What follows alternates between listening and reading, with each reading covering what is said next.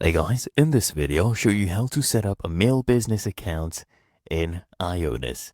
The first thing I want you to do is log into your IONOS dashboard, come to the top, click on menu, and then select email from right here. And it will redirect you right here to your email portfolio.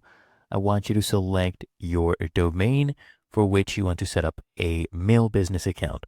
Okay, so here I want you to come to the top right, click on create email address. Okay. Click on this and then it will ask you to choose what type. So here I already have the plan for mail business, so I can just click on create.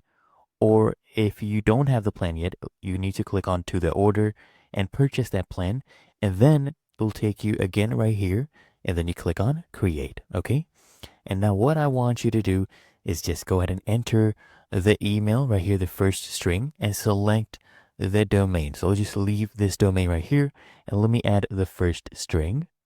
So I've typed this in and then you can go ahead and add the password you want for this. Okay. And then if you want, you can add forwarding as well. You can go ahead and toggle these additional options as well if you would like. But otherwise, you can just come here and click on save. And as you can see right here, our business email has actually been created. And as you can see right here, as you can see, this one is mail business, right? That's the type.